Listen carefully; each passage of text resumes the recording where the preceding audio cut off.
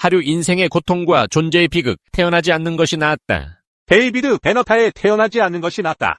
는 우리가 무심코 긍정하는 삶이라는 가치에 대해 근본적인 질문을 던지는 도발적인 철학적 탐구입니다. 삶을 축복으로 여기고 탄생을 기뻐하는 일반적인 통념과는 극명히 대조적으로 베너타는 존재 자체가 해악이며 차라리 태어나지 않는 것이 훨씬 나은 선택이라고 주장합니다. 특히 하류로 태어나 겪는 고통과 불행을 고려할 때 그의 주장은 더욱 깊은 울림과 설득력을 갖습니다. 여기서 베너타의 핵심 논증을 바탕으로 하류 인생이 겪는 불가피한 고통의 현실을 조명하고 존재의 비극적 딜레마를 심층적으로 분석하고자 합니다. 베너타의 철학적 토대는 고통과 쾌락 사이의 근본적인 비대칭성에 기반합니다. 고통은 반드시 존재해야만 경험할 수 있지만 쾌락은 존재하지 않는다면 부재하더라도 누구에게도 해를 끼치지 않습니다. 다시 말해 태어나지 않은 사람은 어떤 고통도 겪지 않지만 태어난 사람은 쾌락을 누릴지라도 필연적으로 고통을 마주하게 됩니다. 이러한 비대칭성은 존재 자체가 본질적인 해악을 내포하고 있음을 시사하며 특히 사회경제적 약자인 하류층에게는 더욱 가혹한 현실로 다가옵니다. 하류층으로 태어난 개인은 삶의 시작부터 불평등한 조건에 놓입니다. 그들은 태어나는 순간부터 가난의 굴레 속에서 벗어나기 힘든 구조적 제약을 경험합니다. 제한된 교육 기회는 그들이 더 나은 미래를 꿈꿀 수 있는 통로를 막아섭니다. 양질의 교육은 비단 지식 습득을 넘어 사회적 자본과 기회를 제공하는 통로인데 하류층 자녀들은 이러한 기회 자체에서 소외됩니다. 불안정한 경제적 기반은 언제나 그들의 삶을 위협하며 끊임없이 생존의 문제에 매달리게 만듭니다. 오늘 벌어 오늘 먹고 사는 삶의 연속은 미래를 계획하고 투자할 여유를 주지 않습니다. 열악한 주거 환경은 단순히 물리적인 불편함을 넘어 삶의 질과 건강, 그리고 정신적인 안정에까지 악영향을 미칩니다.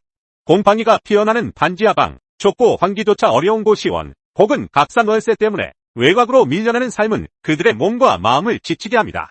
만연한 사회적 차별과 낙인은 그들의 자존감을 깎아내리고 사회의 구성원으로서의 온전한 소속감을 느끼기 어렵게 만듭니다. 그들은 자신이 노력해도 쉽게 인정받지 못하고 심지어는 존재 자체를 무시당하는 경험을 통해 깊은 좌절감에 빠집니다. 질병의 위협은 더욱 크게 다가옵니다. 충분한 의료 서비스를 받을 수 없는 경제적 제약은 작은 병을 키우고 만성 질환으로 인해 생산 활동에서 멀어지는 악순환을 초래합니다. 사회적 안전망은 벗어나여 위기 상황에서 그들을 지탱해주지 못하며 미래에 대한 희망을 품기조차 어려운 환경 속에서 그들은 생존을 위한 힘겨운 싸움을 이어갑니다.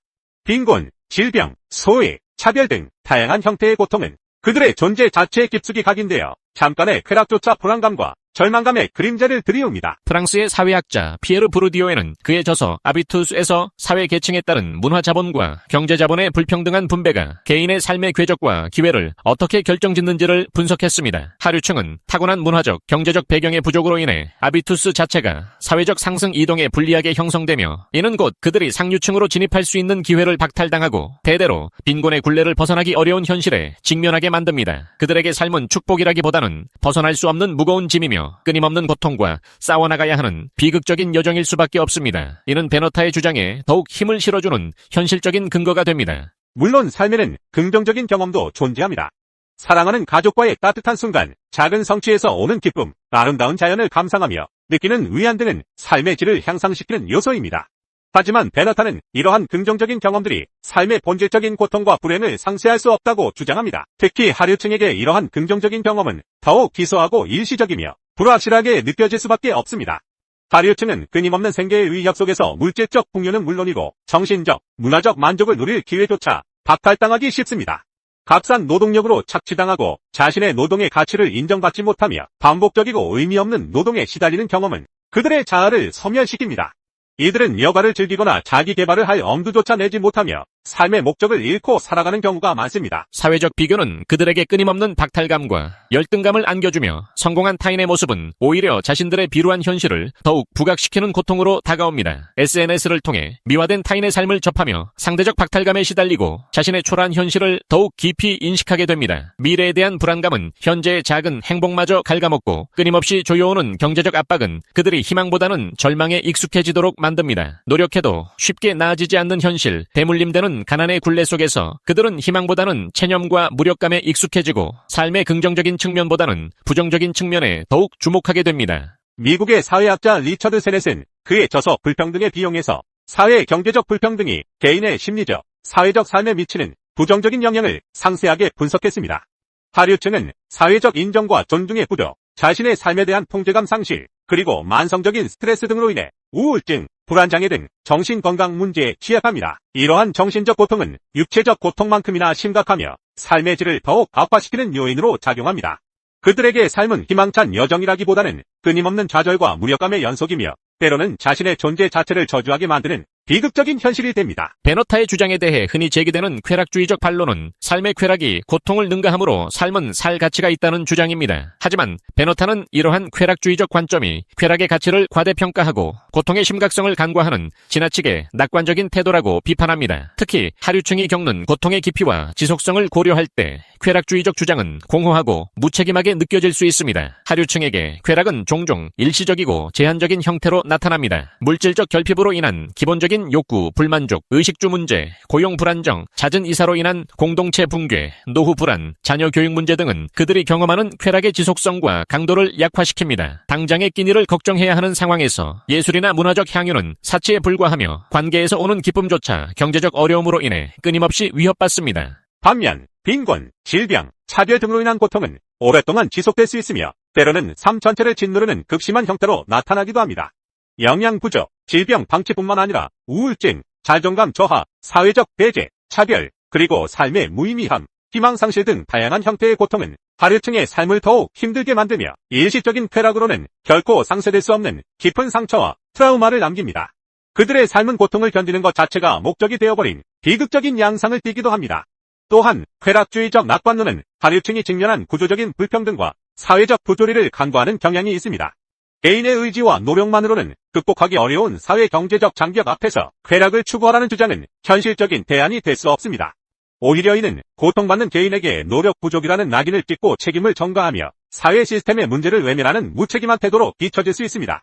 이는 빈곤은 개인의 게으른 탓이라는 편견으로 이어져 하류층의 고통을 더욱 심화시키고 그들을 사회적으로 고립시키는 결과를 낳습니다. 베너타는 존재하게 되는 것이 해악이라는 그의 핵심 주장을 바탕으로 아이를 낳는 행위는 심각한 해악을 초래하는 부도덕한 행위라고 강력하게 주장합니다. 특히 하류층의 경우 자녀에게 빈곤과 고통의 굴레를 물려줄 가능성이 높다는 점에서 출산의 윤리적 딜레마는 더욱 첨예하게 드러납니다. 이는 단순한 경제적 어려움을 넘어 삶의 고통을 알면서도 또 다른 생명을 그 고통 속으로 밀어넣는 것이 과연 윤리적으로 정당한가 하는 근원적인 질문으로 이어집니다. 하류층 부모는 종종 자신들이 겪는 경제적 어려움, 사회적 차별, 열악한 환경 등을 자녀에게 고스란히 물려줄 수밖에 없는 현실에 직면합니다. 교육 자원의 부족, 문화적 경험의 제한, 불안정한 직업 전망, 사회적 네트워크의 부재 등은 자녀의 삶의 시작부터 어두운 그림자를 드리우며 그들이 겪을 고통의 가능성을 높입니다. 부모로서 자녀에게 더 나은 삶을 제공하고 싶어하는 마음과는 달리 현실적인 제약으로 인해 고통을 대물림할 수밖에 없는 상황은 하류층 부모에게 깊은 죄책감과 슬픔을 안겨줍니다. 그들은 때때로 자녀의 미래를 위해 출산을 포기하거나 혹은 태어난 자녀에게 미안함을 느끼며 살아갑니다. 이러한 침묵의 비명은 저출산 현상의 이면에 숨겨진 사회적 비극을 보여줍니다. 물론 모든 하류층 자녀가 불행한 삶을 사는 것은 아닙니다. 개인의 노력과 사회적 지원을 통해 성공적으로 삶의 어려움을 극복하는 사례도 분명 존재합니다.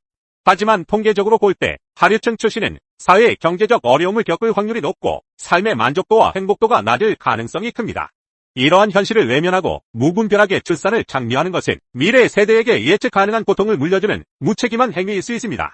베너타의 반출생주의는 극단적으로 보일 수 있지만 적어도 하류층의 삶의 현실을 고려할 때 출산의 윤리적 의미에 대해 진지하게 고민해 볼 필요성을 제기합니다. 데이비드 베너타의 반출생주의 철학은 삶의 긍정적인 측면만을 강조하는 통념에 강력한 반론을 제기하며 존재의 어두운 그림자와 고통의 현실을 직시하도록 촉구합니다. 특히 사회 경제적 약자인 하류층의 삶은 그의 주장을 더욱 설득력 있게 뒷받침합니다. 빈곤, 질병, 차별, 소외 등 다양한 형태의 고통은 하류층의 존재 자체를 짓누르며 삶의 긍정적인 경험조차 희미하게 만듭니다. 베너타의 철학에 동의하든 그렇지 않든 그의 논의는 삶의 의미와 가치 그리고 출산의 윤리에 대해 깊이 숙고할 기회를 제공합니다. 우리는 삶의 긍정적인 측면뿐만 아니라 부정적인 측면에도 정직하게 직면하고 특히 사회적 약자들이 겪는 고통에 대해 깊이 공감해야 합니다. 그들의 고통은 단순히 개인의 문제가 아니라 사회 구조적 불평등과 부조리에서 비롯된 것임을 인식해야 합니다. 나아가 우리는 이러한 고통을 줄이고 더 나은 세상을 만들기 위한 사회적 노력과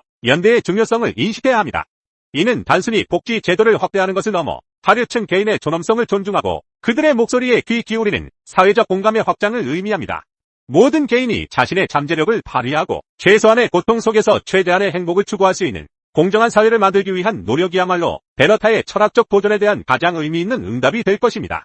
그의 냉철한 지적은 우리가 삶의 어두운 면을 외면하지 않고 더욱 성숙하고 책임감 있는 자세로 존재의 의미를 탐구하도록 이끄는 중요한 계기가 될 수 있습니다. 우리는 태어나지 않는 것이 나았다는 비극적인 울림이 더 이상 존재하지 않는 사회를 만들기 위해 오늘 우리의 사회적 책임을 다해야 할 것입니다.